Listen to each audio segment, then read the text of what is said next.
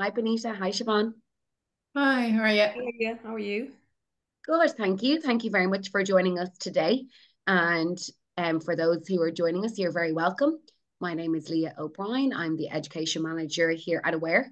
We're joined today by Bonita Dennison, who is our mental health Hey. trainer at Aware. And we're also joined by a participant, Siobhan, who has recently taken part in the Living Well Bipolar program. Or should I say, Siobhan, you have taken part twice at this stage. So Yeah. at the very beginning and now again, just very recently. So a little bit we'll be talking through with Siobhan, her experience of attending the program. So to start, I'm just going to share some slides. So those of you who are interested in taking part in Living Well Bipolar program, we hope today to leave you with a better understanding of what the program entails. So I'm going to give you a bit of an overview of the program logistically, and I suppose then we can go into a bit more information. Bonita, you might talk through kind of week on week what they can expect. Yeah. But to start with, the program itself is an 8-week program. So it is a big commitment that we're asking people to take part in. So I suppose it's understanding that you want to know what it is that you're going to sign up for before you commit. So it's 8 weeks, 8 consecutive weeks, and each session is 9. So in those weeks, you are taking part either virtually or in person. Currently, registration is open for the programs and they're due to commence week beginning the 8th of April. We have one in-person program happening in Cork, and the rest of the programs are virtually online. So it's important to share that the feedback from past participants has been for across all of our programs that the virtual programs are still having such a great impact and such a lovely experience for those. And the connection piece is still there, whether you're in person or virtually. It's opening the doors to people who may have logistically haven't got access to an in-person program locally to them, but also to people who are had anxiety around leaving their house, opening the door, walking into a room, and actually taking that first step to an in-person program. It really is a softer, I suppose, door to open when you're doing it virtually. And then just, yourself, everyday life gets busy and it's not as much as a time commitment to take part virtually on your screen. So we really have seen massive benefits to the program virtually. So one of the key requirements of this program is it is for people who have a current diagnosis of bipolar.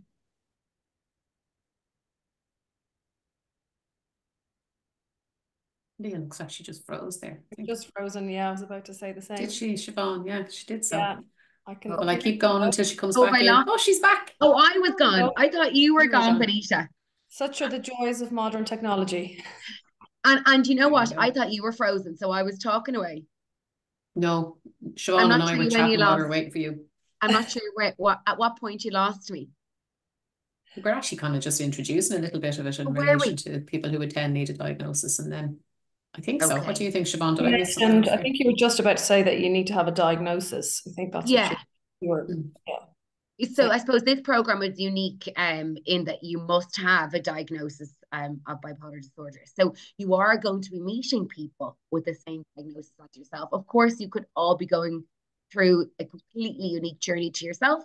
Some people are newly diagnosed. Some people may be diagnosed for many, many years. But you all will be of the same diagnosis. Um, the program itself was developed by Aware's clinical team. And it is an educational program in nature, and it's to provide participants with effective ways to manage and to live well with their diagnosis. So we do that by giving you knowledge and tools and skills, which Bonita maybe to talk about a little bit. And confidentiality is guaranteed with all of our Aware programs. That's within normal limits. You do have the opportunity to share with people in the program your own lived experience. We invite your supporter to take part in the program at week 7. It is not a requirement. Quite often people take part in week 7 by themselves with no supporter, but they get the benefit of listening and observing other people with their supporters. So it's absolutely not a requirement and should not be as a barrier. If you feel you're not ready to bring a supporter into the group, that's absolutely fine. And 2 manuals come with the program as well. So you will be posted out a manual, which is for yourself, and it's a great booklet, I suppose, to keep. And Bonita, you probably agree that this is a piece of education piece that people would look back on for many years, because it's all consolidated in one manual. And then one manual is for their loved ones as well. So there's another book that goes to their loved ones. It is a small group. Bonita, you probably say that works really well, isn't it? Maximum 12 attendees. Oh, yeah, absolutely. You need that time. I mean, people need also time to get to know each other and feel safe and comfortable with each other as well. Yeah. Because for some people who attend the course, it could be the first time they've ever actually been in education space, to actually be in the room with other people who also have the same diagnosis and to share that. So like the psychoeducation piece is great. All the education each week, we get little droplets of other pieces of information. But like the big thing often is having that space then for we have breakouts and chats about different topics, and people come back and feedback things, so you need that extra piece of space to keep the numbers small to do that, really. Because it may be for some people their first time meeting other people who also live with the same diagnosis, because a lot of the time maybe the journey could very well be between the person and their mental health team, and they haven't actually met with peers, and peer support is great, because it's exactly that. It's about living well with bipolar disorder. It's an ongoing life condition, so it's about living well with it. And part of that is the peer support. Siobhan will talk about that way more. She'll understand that more than anyone, But that's why the groups are kept small. Yeah, and I suppose, Bonita, it's also important to mention that people attending the program have the opportunity to share as little or as much as they want. So they don't feel like they have to attend this program and give everything about themselves. It's absolutely fine if they want to take it slowly. Quite often in the small numbers, people do get into, in this program particularly, a little bit more information about themselves, as they probably would tend to in the other programs. But that's up to themselves on how much they wish to share and what they're comfortable with. Oh, absolutely. Like there's no particular slides that say, now tell us all about you. Not at all. No, I mean, they're topics, so we each, I know, look, it's probably up there. I'm looking around the slide now to see some of it, but like some of the topics are really, what's your understanding of bipolar disorder? As you said, some people are recently diagnosed, some people have lived with the condition for many, many, many years in their lives, and then in that, even like what type of bipolar disorder people have. And that can, for some people, that's even in itself an opportunity for them to go, I actually don't know. I need to go back to my mental health team and find out.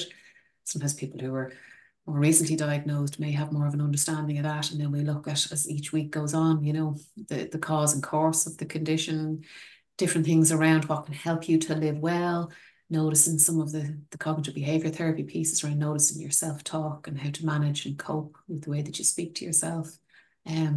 Mood monitoring can be really helpful with people who live with bipolar disorder. And again, I kind of feel like, Siobhan, all of this, and the importance of it. Because it's about having, I suppose, a longer time in our lives where we feel that we're at that kind of baseline mood and doing well. So sometimes it's around, stopping each week and checking in and getting into the habit then of using things like mood monitors every week. Each week you build small little kind of nuggets that you take away. Each week builds on a wellness plan, so that, as well as you said, people will have a booklet and so on to go away with, but they also build their own individualized plan around what changes they could make, or what things are kind of important, kind of anchors in their lives around, things like sleep, managing stress in life, managing work, how they have communication and conversations with people in work, if whoever needs to know, to help people stay well. The role of spotters, having other family members or a friend or someone who can kind of really be a connection for you to be able to monitor if there's a significant change in your mood, because it's around kind of catching if somebody's mood is changing, to try and catch it early, so you'll know yourself, maybe identifying over the weeks your own spotters, but also having that other eye of somebody noticing how you're doing can be helpful, because look, it says it's about how to live well. So it's whatever, I think, kind of scaffolds that you need in life in order to live well.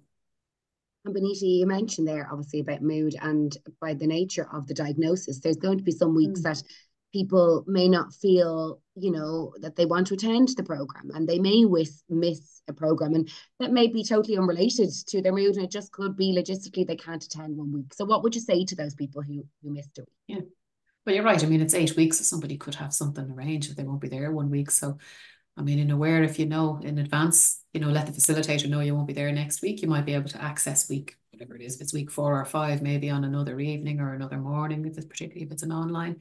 So you go to info at Aware and see if there's a possibility for you to swap a particular week, or you might have another life commitment, But also, if over the 8 weeks you miss a week because you're not feeling up to it, or something else happens in life that you can't make it, that's perfectly fine. You're not excluded from it. You come back for the other weeks that you're able to engage. And however, though, it does help sometimes maybe to have a chat with your mental health team beforehand, or your GP, or a family member, someone who knows you quite well, to feel like, is this the right time for you to do the course? Mm-hmm.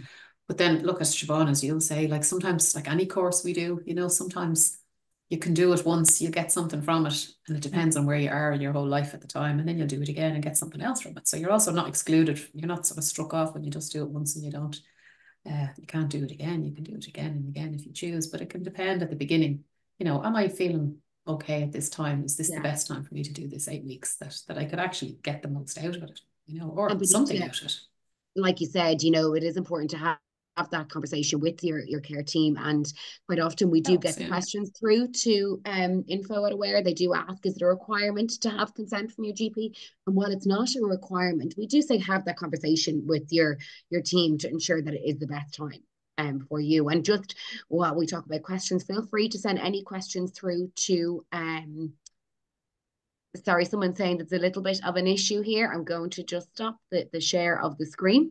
So sometimes people are mentioning that for them to take part in the program, they may feel up to it in week 1, and then they decide, look, it's not the right time for me. And that's absolutely fine. We don't want any barriers created. If you think I'm going to attend week 1 and just try it and see, we would say, just come along to the first session, make that first step. And if you feel it's right for you then to continue on, absolutely. If you feel like, you know what, not for me at this time, that's okay too. But it's about taking that first step for joining the program. And in terms of questions, feel free to write any questions. We'll hopefully answer some at the end at the end of the session today. And while we're talking about questions, I might just kind of go over to you, Siobhan, if that's okay. So what did you feel about attending the program? What brought you to the Living Well Bipolar program? And, what did you expect to get out of it? Yes, I think Bonita has alluded to certain nuggets of information that I would also like to raise. I suppose the psychoeducation to him. I think knowledge is power. So it is a very informative course. So the more that you know about any condition, the better equipped you are to manage the condition in life, in this case, bipolar disorder. I also like the fact, that I will be meeting like-minded people who had walked the walk. And I think that in itself is a really positive thing, because everyone has a different journey. So we're all learning from each other. And I mean, the facilitator was excellent. If you wanted to speak up, you were not cajoled, you were nicely cajoled, should I say, but you were not, in any way forced to speak up. And it was a nice environment to feel safe in, and to listen to other people's experiences and their anecdotes about how they have coped and or not, as the case may be. But that's why we're all doing the course, Yeah, and Siobhan, would you say there was one key benefit that you took away from attending the program? I think for me, it goes back to the psychoeducation and the meeting of these individuals who are really fascinating people, very intelligent, living full lives, and just sharing their experiences and how best they cope. For me, that's very reassuring to know that whilst this is a chronic condition, it's lifelong, it can be managed with the right lifestyle and with the right supports, pseudo education, medication, etc., etc. And that for me was very reassuring. Yes, those aspects. And Siobhan, obviously it's a big time commitment, it's 8 weeks, 90 minutes. At week 7, we go over 2 hours. How did you manage that? Did you find that a challenge? Well, as you said, Leah, I mean, you're in your own environment. You don't even have to leave your study or your kitchen or whatnot. So that's fantastic. Whilst it is an hour and a half, I think, for most of the sessions, and they may slightly go over, but not. We all wanted to be there. Personally, for me, I felt invested. It didn't ever feel like it was go. It felt more like a privilege to be there because you're listening to everybody's stories and there's a couple of laughs as well. And, sometimes you'll hear maybe something sad, but in general, it's very uplifting. It's very reassuring. It's very rewarding, very educational. I know I'm reiterating what I've already said, but to me, I felt it was an investment in myself. So I could easily have done double the 8 weeks. It didn't impinge on me negatively. No. Maybe you probably hear that quite often with the participants in the group, that taking that time out for themselves, they're investing in themselves. Yeah. Oh, absolutely. Yeah. And I think, I mean, Siobhan, you said it as well. I think once you're kind of in the rhythm of the group, you don't feel the time going, don't you? Because it's the rapport of, oh, people like me, as in like me. I mean, in the sense of, we get it. Oh, we get this space. Yes, that's it. Sorry to interrupt you, Bonita. Remember, there was a certain individual who missed part of a session because they were on holidays and they really missed that being there. So you do bond. There's a bonding. Yes, there is. Yeah. And with the facilitator as well, because you made it very, very enjoyable and refreshing and educational. And you gave us, you definitely allowed us to express ourselves whilst feeling safe. And with the confidentiality, but it was also, you gave us that confidence to allow us to share. There was nobody dominating, I felt, the conversations. Yeah. Bonita, the question that we see coming up quite often is there homework? Do I have to do homework? No, well, it's certainly not homework. It's not called homework, but often there'd be the takeaway each week, or anything that maybe, and to be honest, it could be that as obviously the clinical team wrote a really valuable course, and the nugget could be the topic that we had that week that they would like to work on. But sometimes it might be something somebody else said that they heard as a nugget, and they went, yeah, actually, I think this week I might actually, only when I heard Bonita saying that about the sleep, I hadn't really thought about my sleep. Or, even though it may not be necessarily in conjunction with the exact 8 weeks, there are small things each week that some people will take away and maybe try to work on or notice. Absolutely, because I think that's just, it's like any course, isn't it? If you don't try to integrate some of the knowledge, it doesn't change.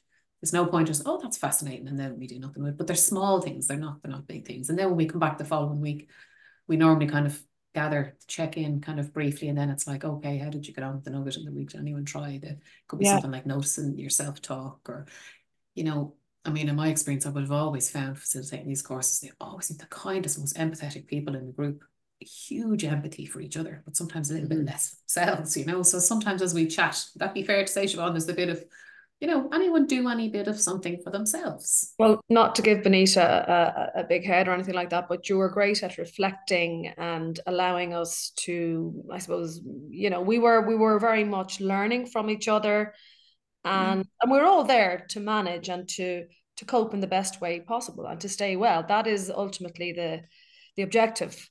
And I think something like this, whereby I mean, even the fact that it's effectively a free service, I mean, it's just an incredible tool for anybody to come on board, and I just can't highly recommend it enough. And as I said, this is my second time, and I even got much more out of it the second time, because maybe my journey has even made me even more aware and enlightened, and even even as you mentioned, the empathy that you have for others on their journey. So it's great to know that there are others that are on this journey as well, and that you're not the only person dealing with the trials and tribulations of a condition that is manageable. Yeah, and Siobhan, you mentioned about being a free service. So just a question that does come through is, is this a free program? It is absolutely a free program. We do ask you to pay a fully refundable deposit of 30 or 10 euro, depending on your circumstances. However, we also would like to mention, please don't let that be a barrier. So if you feel that you want to sign up for the program, and there is anything that you may be stopping you, please give info at Aware an email or call the Aware phone line, and we will support you in attending the program in whatever way that we can, as much as we can. Another question that comes through is about the virtual program and cameras. So one of the conditions of the program is that cameras are to be on. So it's really important that we know who's behind the screen. It also helps with the connection piece within your group. And some people do want to remain anonymous, and that's absolutely fine. You can have an alias name if you wish. You can let the office know that you're going to go under an alias name, not the name that you booked under. That's absolutely fine. But we do request cameras to be on for the duration of the program. And if anything, as I said, is stopping you, or there could be some week that you have to have it off for some reason, as an exception for 1 week, we just say have that conversation with us ahead of time. And similar to what Bonita said, if you think for some reason there's going to be a week that you're missing, and you would like to try to attend a different session, that's absolutely fine. You can get in touch with us as well. But you will find that in the nature of this group, that the more you are with your own group, you build and you learn together. So it probably is important to stay within your own group for the duration of the 8 weeks, but life happens and things happen. So again, don't use that as a barrier to attending the program. Siobhan, before we wrap up, what would you say to somebody who is considering taking part in the program? I would say be open-minded, give it a chance. Even if you think the first session is not for you, maybe try 2 or 3 sessions, and if you feel you don't want to speak out, listen to others, and then ever so gently. The facilitators are excellent. I mean, I know you brought up about the €30, or for a student it's €10, but I mean, I consider it free because the information booklet in itself is extremely educational and informative. I personally feel it has been hugely beneficial. And I know there's medical teams and there's psychotherapists and all that out there, but there's no substitute for meeting people who are walking the same journey as you, who've walked the walk and not just talking the talk. So I would highly recommend this 100%. And it was very enjoyable as well. Yeah, it wasn't just all theory. It was actually very enjoyable. And everybody was very respectful, empathic. I think the facilitators are extremely acutely aware of everybody in the group and mindful of everybody's personality type. So they're not going to force you if you're not, happy to maybe express yourself about a particular area of your condition. Yeah. Thanks, Siobhan. And another question that come through is the timing. So you will see all of the times on the Aware website. We do typically run them in the evening time. We also have a morning session available as well. Registration is live at the moment. So if you do want to register, you can go onto the Aware website under the educational program piece, and you'll be able to register there. You will also receive in 24 hours from now a recording of this session. So feel free to share it with anybody who you feel may be of interest to the program. And as Siobhan has said, if this is something that you think that you want to attend and you're unsure, and you think, oh, you know what, I might be taking a place from somebody else, so I'm just not going to do it. You won't be taking a place from somebody else. Please do sign up, come along, share as little or as much as you wish. Siobhan has given a great example of what to expect from each session. Participants will be met with Bonita or another mental health professional, who Siobhan, and I suppose those today will agree, is very inviting and welcoming to attend. So I want to thank, if there's no more questions, I just want to thank Siobhan and Bonita for taking the time to join us today.